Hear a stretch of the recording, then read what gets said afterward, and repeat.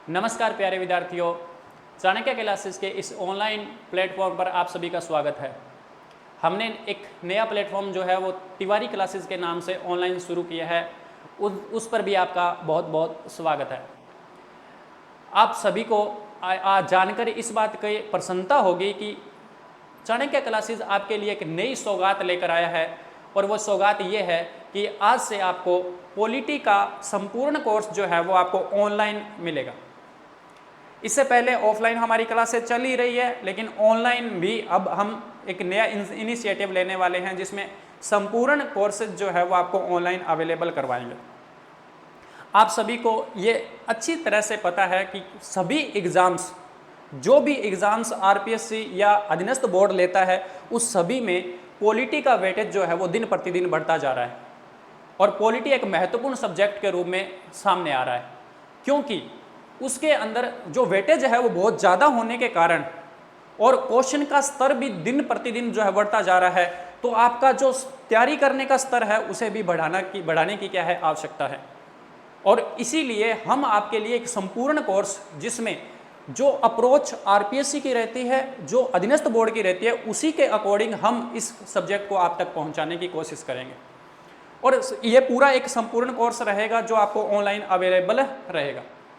और इसकी शुरुआत आज हम करने जा रहे हैं। आप सभी को सब अपना सिलेबस सबको पता होगा कि हर एक सिलेबस में राजस्थान का जो सिलेबस रहता है, जितनी भी भर्ती परीक्षाएं हैं, चाहे वो फर्स्ट ग्रेड है, सेकंड ग्रेड है, रीट है, या फिर वीडियो है, पटवारी है, आरएस है, एसआई है, इन सब में पॉलिटी का समान वेटेज रहता है। और उसमें जो सिलेबस रहता है, उस सिलेबस की जो शुरुआत होती है भारतीय संवैधानिक विकास से होती है।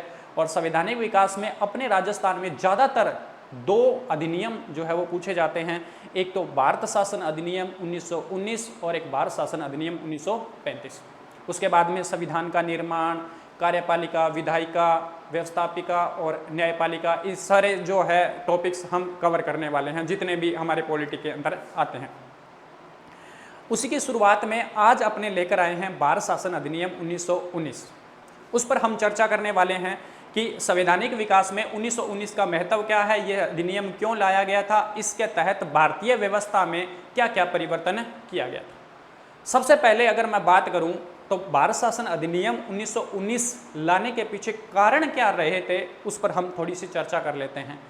हालांकि कारण का क्वेश्चन अभी तक देखने को नहीं मिला है, फिर भी आरएस वगैरह जो एग्जाम होते हैं जहां पर लिखना होता है, वहां पर इस प्रकार के क्वेश्चन आपसे पूछ लिए जाते हैं कि भारत शासन अधिनियम 1919 लाने का क्या कारण रहा था।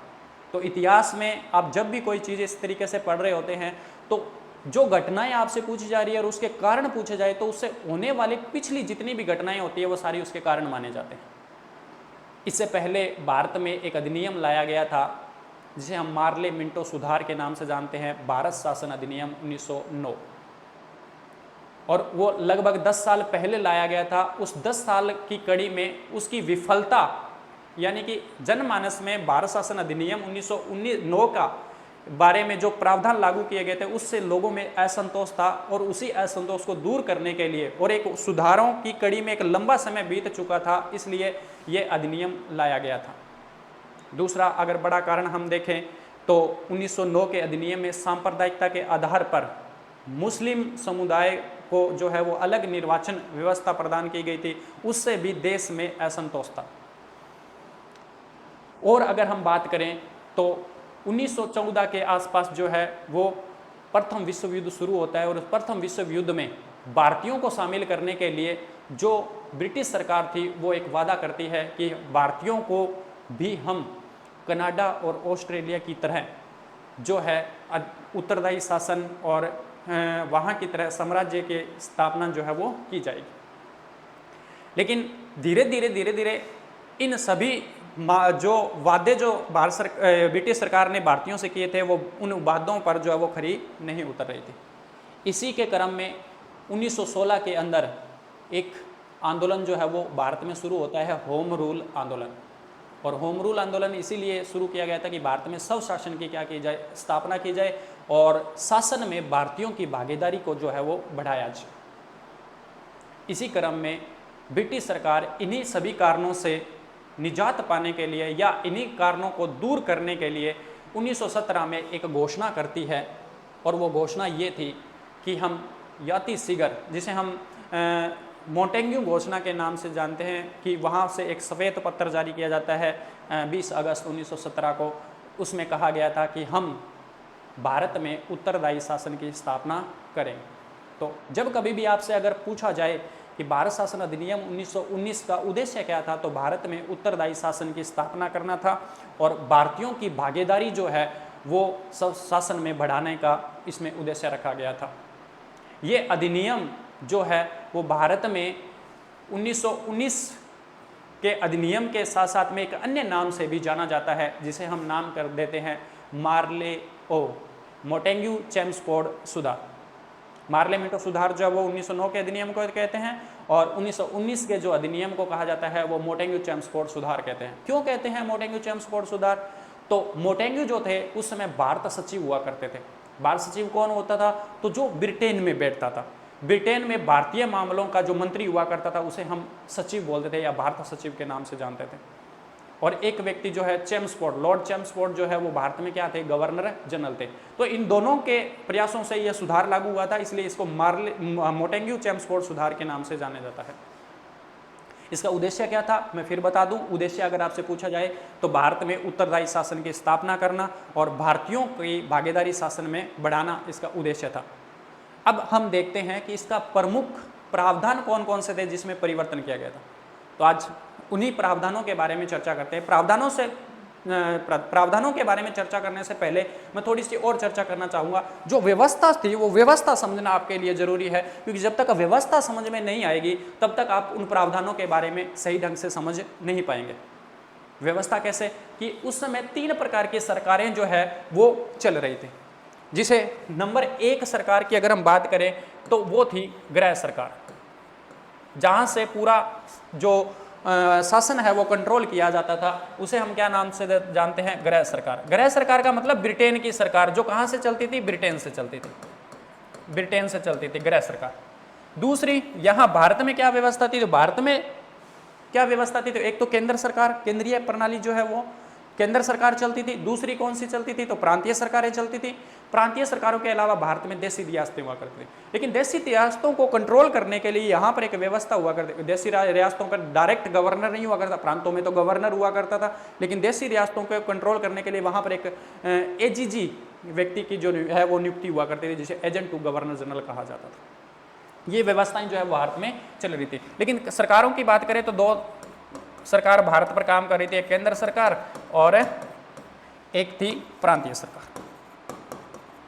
प्रांतीय सरकार, ये 3 प्रकार की सरकारें जो है इनमें हमें अलग अलग देखने हैं कि केंद्र सरकार में क्या, गृह सरकार में क्या परिवर्तन किए गए, केंद्र सरकार में क्या परिवर्तन किए गए और प्रांतीय सरकार में क्या परिवर्तन किए गए। इन्हीं सभी व्यवस्थाओं को समझना है कि इस अधिनियम में क्या क्या चेंजेस जो है वो लाए गए थे। तो आइए चलते हैं। सबसे पहले हम समझते हैं कि भारत शासन अधिनियम 1919, इसको एक अन्य नाम से पुकारा जाता है। वो नाम क्या है? तो इस अन्य नाम अगर आपसे कोई पूछे तो वो नाम क्या रहेगा इसका? मोंटेग्यू चेम्सफोर्ड सुधार।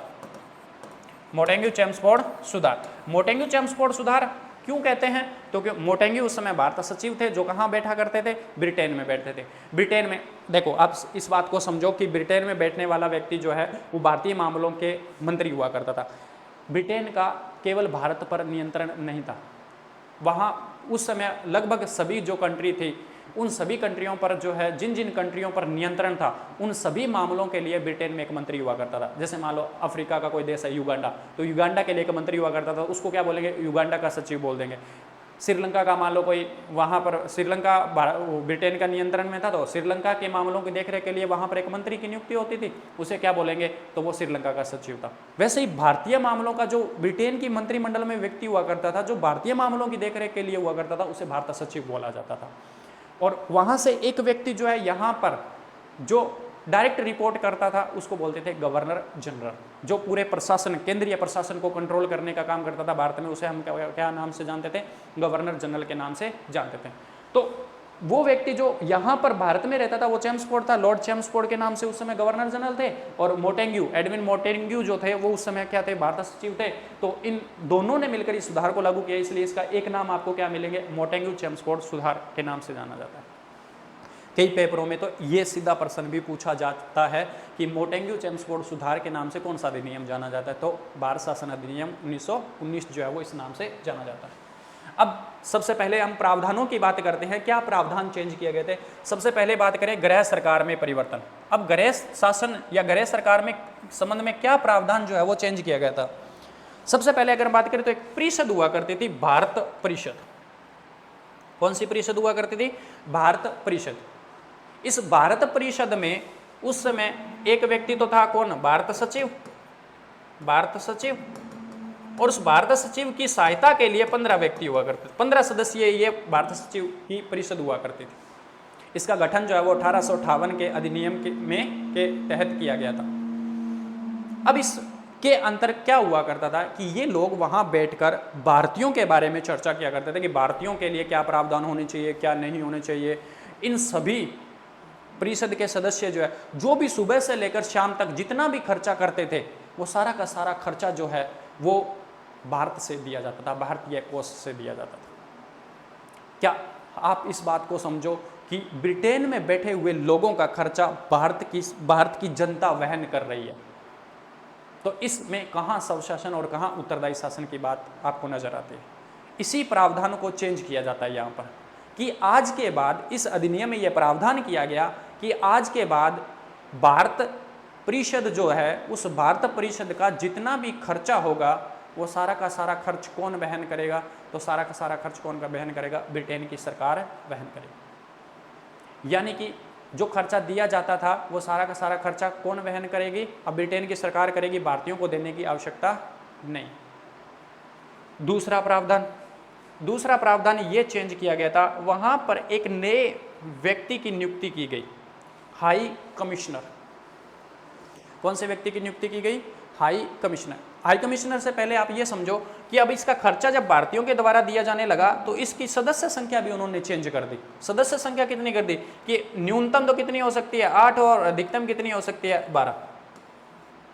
यानी अब जब खर्चा खुद के ऊपर पड़ा तो उन्होंने कहा कि नहीं, खर्चा अब कम करना है। तो कम कैसे किया जा सकता है, कम कैसा करना है, तो ये जो 15 लोग हैं 15 लोग नहीं रखने अपने को, कितने रखने हैं कि अब न्यूनतम 8 और अधिकतम कितने रखे जा सकते हैं, तो 12।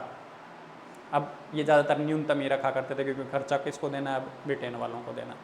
तीसरा जो चेंज इसमें हुआ था वो क्या था, हाई कमिश्नर, उच्चायुक्त, ये भी वहां बैठा करता था। आज आप इस शब्द को सुनते हो, इसको कई जगह पर राजदूत के नाम से जाना जाता है और कई जगह पर हम आज भी इसको उच्चायुक्त के नाम से जानते हैं।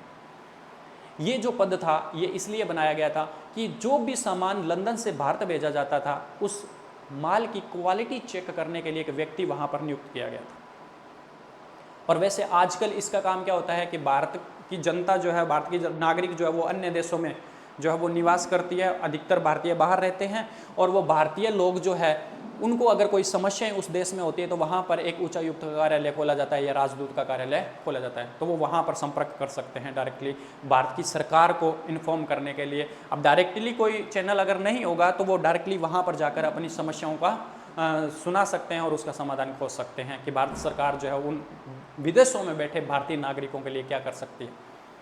तो उस व्यक्ति को नाम दिया जाता था हाई कमिश्नर या उच्चायुक्त। लेकिन उस समय इसके कार्य जो वो सीमित है, और कार्य क्या था कि लंदन से भारत भेजे जाने वाले वस्तुओं की क्वालिटी चेक करना जो है इसका काम हुआ करता था। तो क्या परिवर्तन हुआ है गृह सरकार में, क्या परिवर्तन हुआ, तो पहला परिवर्तन ये देखने को मिला कि जो वहाँ पर भारत परिषद हुआ करती थी, जो एक तरीके से भारत सचिव की सहायता के लिए बनाई गई थी, जिसमें कुल टोटल कितने सदस्य थे, तो 15 सदस्य थे। उन 15 सदस्यों का जो खर्चा था वो खर्चा किसको वहन करना है, अब ब्रिटेन की सरकार को वहन करना है इस अधिनियम के तहत। और उसकी सदस्य संख्या में फिर उन्होंने क्या कर दिया, परिवर्तन कर दिया, न्यूनतम 8 और अधिकतम 12 रखी गई, और एक हाई कमिश्नर उच्चायुक्त के नियुक्ति की गई, जिसका काम क्या हुआ करता था कि भारत भेजे जाने वाले माल या उसकी सामान की क्वालिटी चेक करना उसका काम हुआ करता था।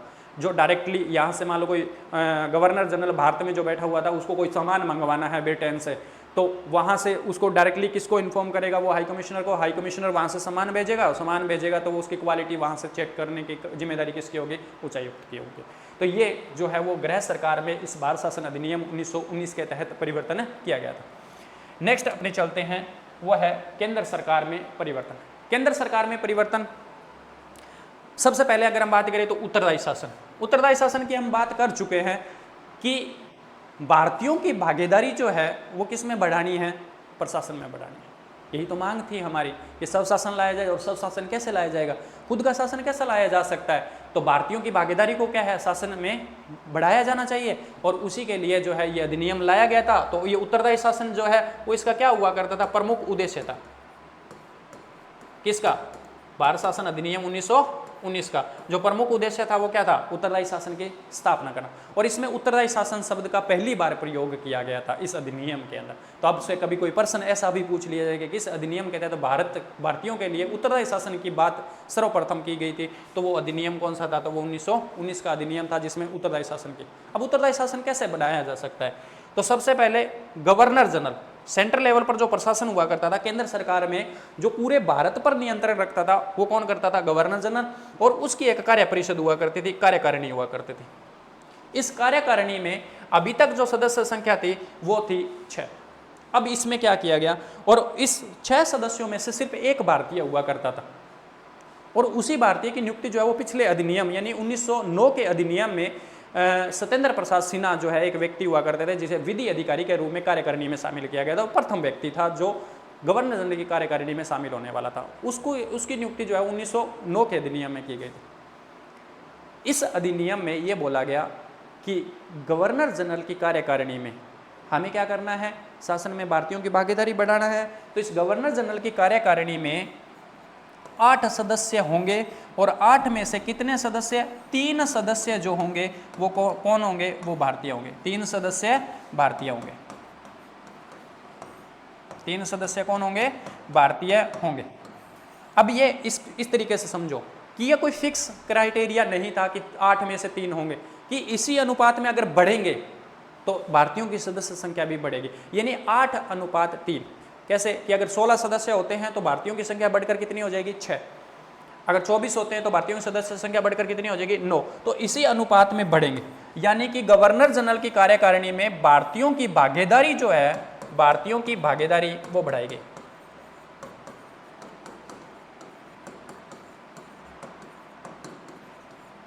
भारतीयों की भागीदारी बढ़ाएगी, और किस अनुपात में बढ़ाई गई, तो 3 सदस्य 8 सदस्यों में भारतीय होंगे, 16 में कितने होंगे, तो 6 होंगे, और 24 में कितने होंगे, तो 9 होंगे। तो इसी अनुपात में बढ़ते चले जाएंगे।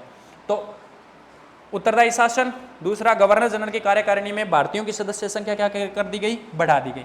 तीसरा, शक्तियों का विभाजन किया गया। अब शक्तियों का विभाजन करेंगे तो कैसे करेंगे, तो शक्तियां बांटने के लिए हमें क्या बनानी पड़ेगी, 2 सूचियां बनानी पड़ेगी। जैसे वर्तमान में शक्तियों का विभाजन करने के लिए 3 सूचियां काम करती है, संघ सूची, राज्य सूची और समवर्ती सूची। उस समय शक्तियों का विभाजन किसके बीच में करना है, तो केंद्र और प्रांत। तो 2 सूचियां बनाई गई थी, एक तो केंद्रीय सूची और एक प्रांतीय सूची। प्रांतीय सूची, प्रांतीय सूची जो है उसको आगे हम और पढ़ेंगे कि प्रांतीय सूची के विषयों को भी इन्होंने 2 भागों में बांट दिया था, जिसे हम द्वैध शासन के नाम से जानते हैं। वो प्रांतों वाले प्रावधानों में पढ़ेंगे हम। अभी इतना याद रखने की शक्तियों का विभाजन किया गया, और शक्तियों का विभाजन करके केंद्रीय सूची और प्रांतीय सूची विषयों को क्या कर दिया गया, अलग अलग कर दिया गया, कि केंद्र सरकार कौन से विषयों पर कानून बना सकती है और राज्य सरकार जो वो कौन से विषयों पर कानून बना सकती है। इसके लिए शक्तियों का क्या कर दिया गया, विभाजन किया गया। नेक्स्ट, ये बहुत इंपॉर्टेंट प्रावधान है, द्विसदनात्मक विधान मंडल। जो आज अपने संसद पढ़ते हैं ना, संसद में हम पढ़ते हैं कि 2 सदन हैं केंद्र स्तर पर, राज्य स्तर पर भी 2 सदनों का प्रावधान किया गया है, विधानसभा और विधान परिषद। लेकिन उस समय केंद्र स्तर पर जो विधानमंडल था, जहां पर कानून बनाए जाते थे भारतीयों के लिए, उस केंद्रीय विधानमंडल को 2 सदनों वाला बना दिया। अभी तक 1 सदन ही हुआ करता था, अभी इस अधिनियम के तहत 2 सदन बना दिया गया, जिसमें एक तो था केंद्रीय विधानसभा। अब केंद्रीय विधानसभा जो थी, इसमें सदस्यों की संख्या रखी गई थी 145। 145 सदस्य जो है इसमें होंगे और इसका जो कार्यकाल रखा गया था वो रखा गया था 3 वर्ष। कार्यकाल कितना रखा गया था? 3 वर्ष। और एक बनाई गई राज्य परिषद, जिसे आप यूं समझिए कि केंद्रीय विधानसभा, जिसको हम वर्तमान की क्या कह सकते हैं? लोकसभा। और राज्य परिषद उस वर्तमान की किसके समान होगी? तो राज्यसभा के। तो ये द्विसदनीय विधानमंडल जो है वो कब से शुरू हुआ था? तो ये शुरू हुआ था भारत शासन अधिनियम 1919 से। और इसमें जो सदस्य संख्या रखी गई थी वो कितनी रखी गई थी? 60 सदस्य किसमें होंगे? राज्य परिषद में, जिनका कार्यकाल कितना होगा? तो इनका कार्यकाल जो रखा गया था वो 5 वर्ष रखा गया था। इनका कार्यकाल कितना रखा गया था? 5 वर्ष रखा गया था। और ये जो है द्विसदनीय विधान मंडल जो है वो केंद्र स्तर पर, राज्य स्तर पर अभी लागू नहीं हुआ है, ध्यान रखें। राज्य स्तर पर द्विसदनीय विधानमंडल 1935 के अधिनियम के प्रावधान है। इस अधिनियम में सिर्फ केंद्र स्तर पर, अभी हम केंद्रीय प्रावधान पढ़ रहे हैं, तो केंद्र स्तर पर द्विसदनीय विधानमंडल की जो है वो शुरुआत की गई। ओके, जिसमें केंद्रीय विधानसभा, जिसमें सदस्य संख्या, डायरेक्टली सदस्य संख्या भी पूछ सकते हैं आपसे कि कितनी थी? तो 145। और यहाँ पर कितनी थी? तो राज्य परिषद में कितनी थी? 60। ठीक है, इसमें से अगर हम बात करें तो इसमें 41 सदस्य जो है वो क्या हुआ करते थे? राज्य सरकार द्वारा मनोनीत हुआ करते थे। और 104 सदस्य जो है वो क्या हुआ करते थे? निर्वाचित हुआ करते थे। इसमें अगर हम बात करें तो इसमें 34 सदस्य जो है वो तो क्या हुआ करते थे? निर्वाचित हुआ करते थे। और 26 सदस्य जो है वो क्या हुआ करते थे? मनोनीत हुआ करते थे। ये मनोनीत थे और ये निर्वाचित थे। ठीक है, इस प्रकार से ये विधानमंडल जो है वो काम करते थे। जो यानी हम कहें कि वर्तमान में ये केंद्रीय विधानसभा जो है वो किसका रूप ले चुकी है? लोकसभा का। और राज्य परिषद किसका रूप ले चुकी है? राज्यसभा का। ये लोकसभा का और ये राज्यसभा का। जो संसद है ना, उस संसद का 2 सदनों वाला प्रावधान जो है वो 1919 के अधिनियम पर। ठीक है, नेक्स्ट कौन सा प्रावधान है देखते हैं? मतदान। मतदान में क्या परिवर्तन किया गया? एक तो यहाँ पर अभी तक जो प्रावधान था वो प्रत्यक्ष मतदान का नहीं था, लेकिन इस अधिनियम में प्रत्यक्ष मतदान की शुरुआत की गई। प्रत्यक्ष मतदान की। अब मतदान किस आधार पर दिया गया था? यह प्रत्यक्ष मतदान किस आधार पर दिया गया था? तो एक तो किसके आधार पर दिया गया था? शिक्षा के आधार पर। और दूसरा कि अगर किसी के पास में धन अधिक है, वेल्थ के आधार पर, यानी कि जो अधिक टैक्स पे करता है, टैक्स पेयर के लिए जो है वो ये प्रावधान रखा गया था कि जो टैक्स पेयर दिया करता है अधिक, वो अपना मतदाता सूची में नाम जुड़वा सकता था। या फिर कोई व्यक्ति जो है वो अधिक शिक्षित है वो, तो शिक्षा और धन के आधार पर प्रत्यक्ष मतदान की शुरुआत की गई। हालांकि महिलाओं के लिए डायरेक्टली यहाँ पर कोई मतदान का व्यवस्था नहीं की गई थी, लेकिन सीमित मात्रा में महिलाओं को यहाँ पर मतदान शुरू हो जाता है। सीमित मात्रा में महिलाओं को मतदान का अधिकार दिया गया।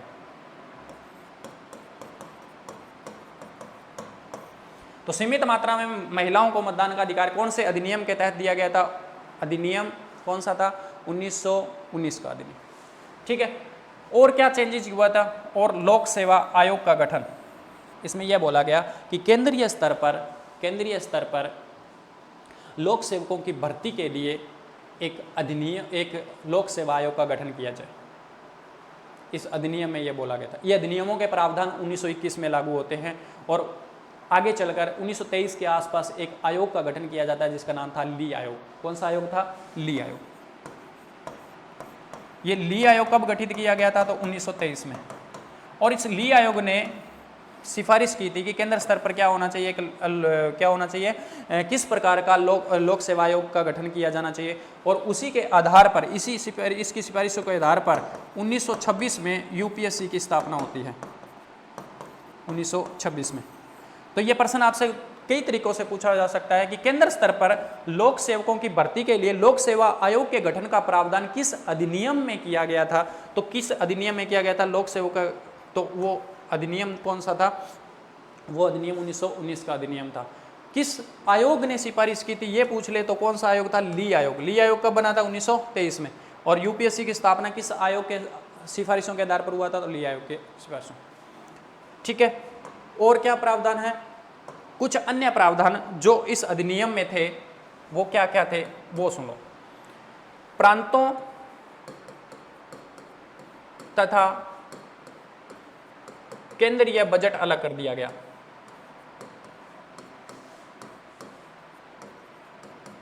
अलग किया गया, क्योंकि जब हम पढ़ रहे हैं कि हमने पढ़ा कि प्रांतीय विषय अलग किए गए थे और केंद्रीय बजट विषय अलग किए गए थे, तो केंद्रीय और प्रांतीय विषयों को अलग अलग किए गए, तो बजट भी क्या कर दिए गए थे, अलग कर दिए गए थे। यानी प्रांत खुद अपना बजट अब बना सकते हैं। अभी तक केंद्र में क्या हुआ था, 1919 के अधिनियम से पहले अभी तक बजट जो बनाए जाते थे वो सिर्फ केंद्र स्तर पर बनता था और राज्य स्तर का बजट नहीं बनता था। अब इस अधिनियम में यह प्रावधान किया गया कि केंद्र अपना अलग बजट बनाएगा और राज्य जो है वो अपना अलग बजट बनाए, यानी प्रांतों के लिए अलग बजट व्यवस्था जो है वो शुरू की गई थी। और जो केंद्रीय बजट हुआ करता था ना, इसका 70% भाग जो था वो किससे संबंधित हुआ करता था, वो केंद्र सरकार के खर्चों से संबंधित हुआ करता था, जिस पर किसी प्रकार का कोई मतदान नहीं होता था। इस पर मतदान की व्यवस्था नहीं थी, मतदान नहीं होगा। लेकिन जो 30% जो बजट था उस पर जो है वो मतदान की छूट दी गई, इस पर मतदान होगा। यानी बजट पर बहस करने और बजट पर मतदान करने की जो शुरुआत होती है वो भारत शासन अधिनियम 1919 से होती है। लेकिन एक बड़े भाग पर न तो बहस की जा सकती थी और न ही मतदान किया जा सकता था। सिर्फ और सिर्फ 30% भाग पर जो है वो मतदान और बहस का जो है वो प्रावधान रखा गया था। और वो कौन से अधिनियम में रखा गया था, तो वो अधिनियम था 1919 का। तो क्या ये बात आपको समझ में आई कि बजटीय प्रणाली को भी पृथक कर दिया गया था और बजटीय प्रणाली को पृथक करके और उस पर बहस करने और मतदान करने की जो है वो सीमित छूट जो है वो दी गई थी इस अधिनियम के तहत। ठीक है, और क्या प्रावधान इसके अंदर हुआ था, एक हम पढ़ते हैं सांप्रदायिकता के आधार पर। सांप्रदायिकता के आधार पर, सांप्रदायिकता के आधार पर अलग निर्वाचन व्यवस्था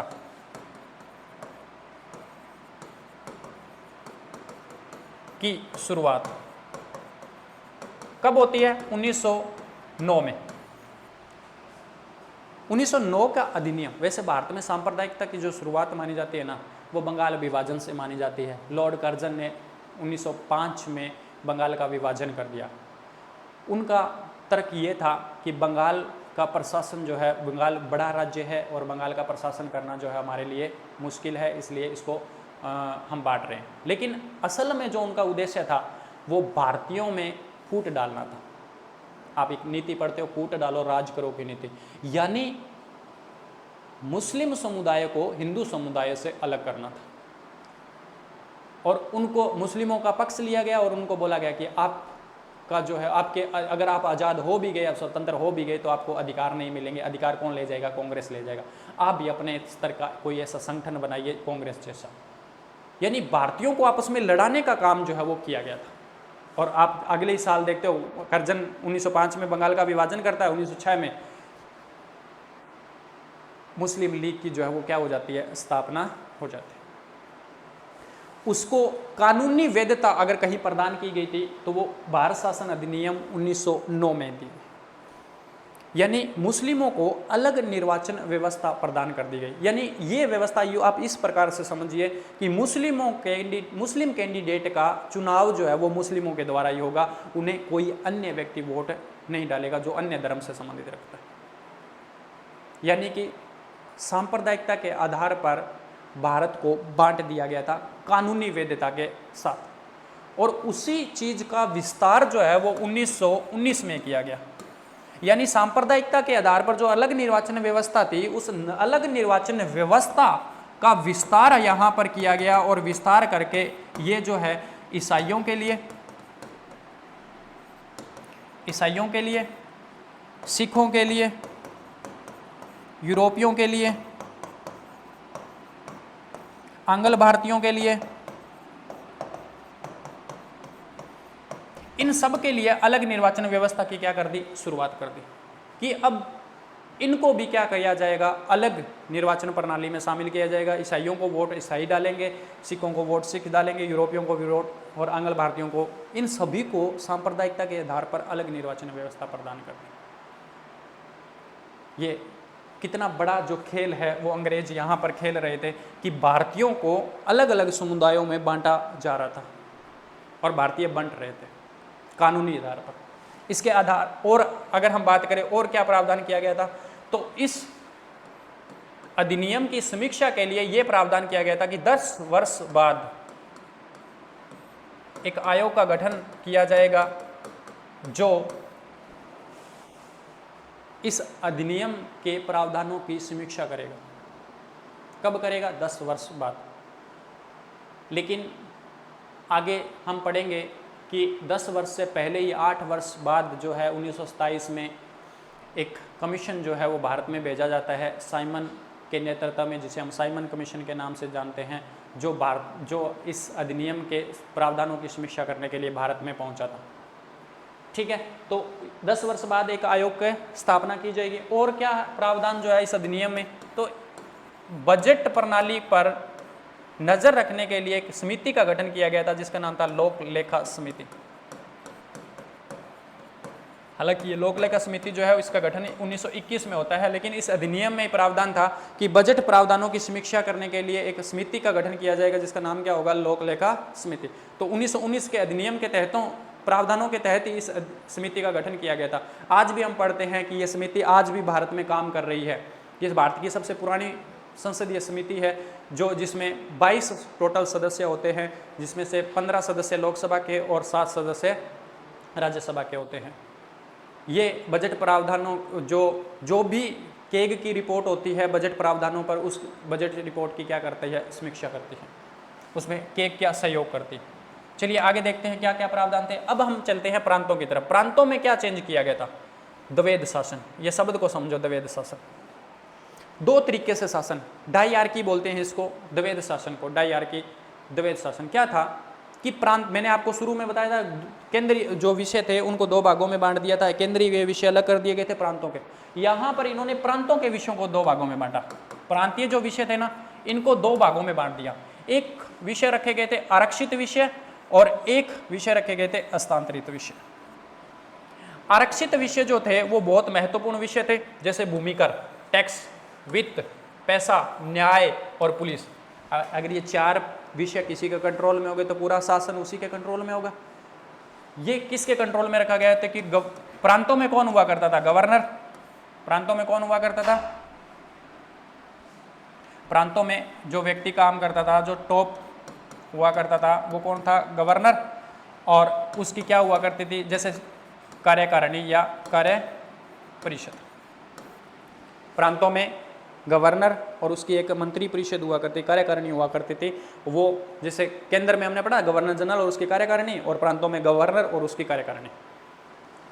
ये सारे विषय किसके कंट्रोल में रखे गए कि इस पर जो कानून बनाने की शक्तियां होगी वो किसके पास में होगी? गवर्नर और उसकी कार्यकारिणी को होगी। यानी वित्त मंत्री कौन बनाएगा? तो गवर्नर बनाएगा। पुलिस किसके कंट्रोल में काम करेगी? गवर्नर और उसकी कार्यकारिणी के कंट्रोल में करेगी। न्याय कौन करेगा? वो भी इनके कंट्रोल में होगा। हस्तांतरित विषय ये किसके कंट्रोल में रखे गए थे? तो गवर्नर। और जो निर्वाचित मंत्रिमंडल हुआ करता था उस समय, उनके नियंत्रण में रखा गया। निर्वाचित मंत्रिमंडल और गवर्नर। कौन से विषय? शिक्षा, जिसमें खर्च करना है, स्थानीय स्वशासन या स्वायत्त शासन, चिकित्सा, इन सब में क्या होना है? खर्च। अब बताओ, यहाँ जो निर्वाचित मंत्रिमंडल थे उनको खर्च करने के लिए किसके पास में जाना पड़ेगा? गवर्नर और उसकी कार्यकारिणी के पास में जाना पड़ेगा। इसका मतलब कंट्रोल क्या हो गया? ज्यादा हो गया। राज्यों पर, प्रांतों पर कंट्रोल जो है वो क्या हो गया था? ज्यादा हो गया था। किसका? गवर्नमेंट का। कौन सी गवर्नमेंट का? ब्रिटेन की गवर्नमेंट का। यानी प्रांतों पर जो नियंत्रण है वो ज्यादा हो गया था।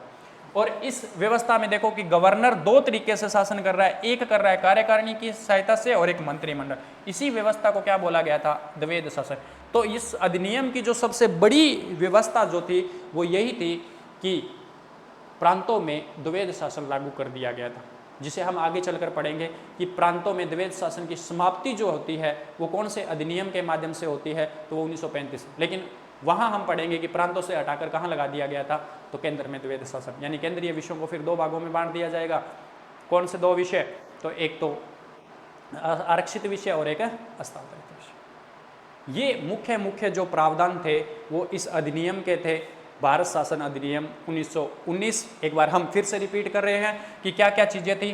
तो अगर हम देखें इस अधिनियम में, सबसे पहले हम बात करें कि कारण क्या रहे थे, तो कारण मैंने आपको बताया था कि 1909 के अधिनियम आने के बहुत बड़े समय बाद जो है वो भारतीय जनता में असंतोष उत्पन्न हुआ था।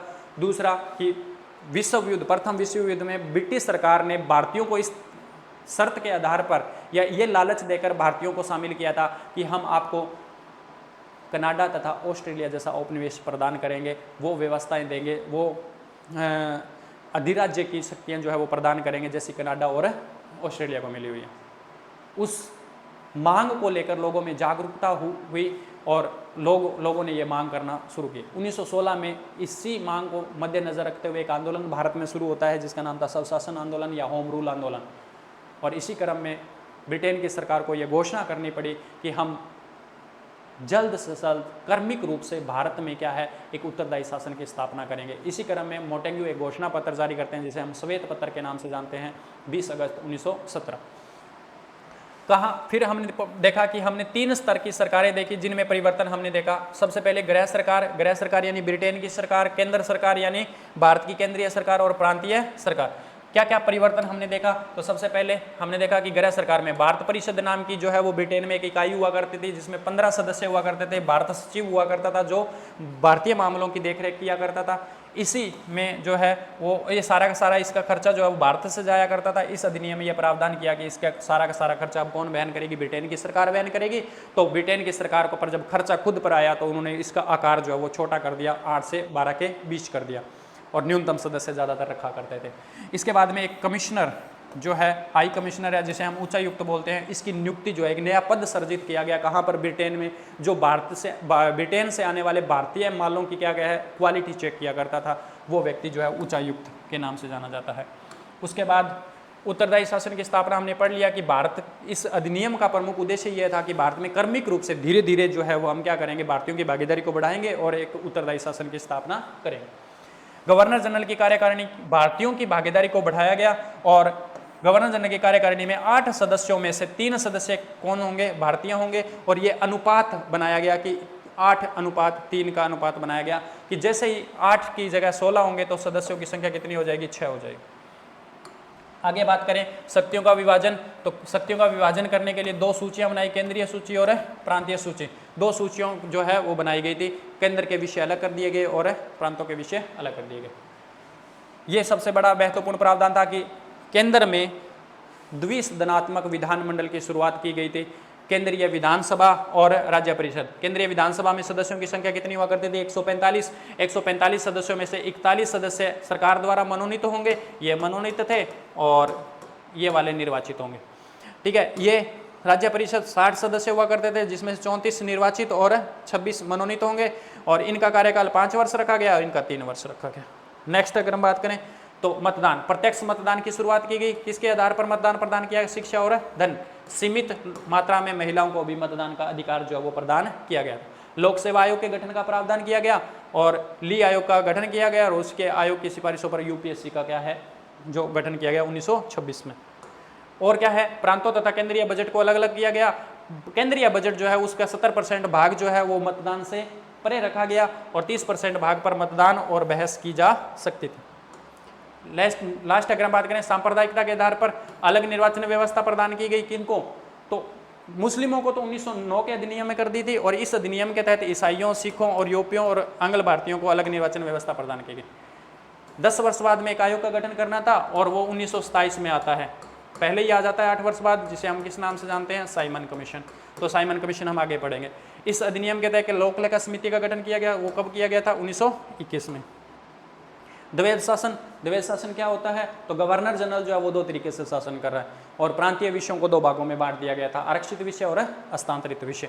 ठीक है। और जो महत्वपूर्ण विषय थे वो गवर्नर जनरल और उसकी कार्यकारिणी को दिए गए और हस्तांतरित विषय शिक्षा, स्थानीय स्वायत्त शासन और शिक्षा आदि जिस पर खर्चा होना था वो विषय किसको रख दिया गया? गवर्नर और उसके मंत्रिमंडल को प्रदान कर दिए गए। तो गवर्नर यहाँ 2 तरीके से शासन कर रहा है, इसलिए इसको नाम दिया गया द्वैध शासन। तो क्वेश्चन अगर सबसे ज्यादा पूछा गया तो यही है कि प्रांतों में द्वैध शासन किस अधिनियम के तहत लागू किया गया था? तो वो अधिनियम कौन सा था? तो वो अधिनियम था आपका भारत शासन अधिनियम 1919।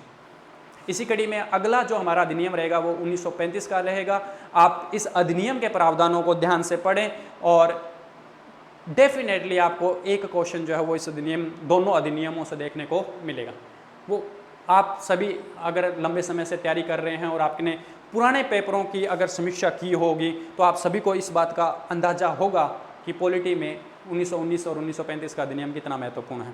और कोई ऐसा एग्ज़ाम नहीं होगा कि ये सिलेबस में हो और उसमें प्रश्न नहीं पूछा गया हो। तो अगले वीडियो में हम 1935 का अधिनियम लेकर आएंगे और इस अधिनियम को तब तक आप अच्छे से पढ़ें। तब तक के लिए जय हिंद, जय भारत।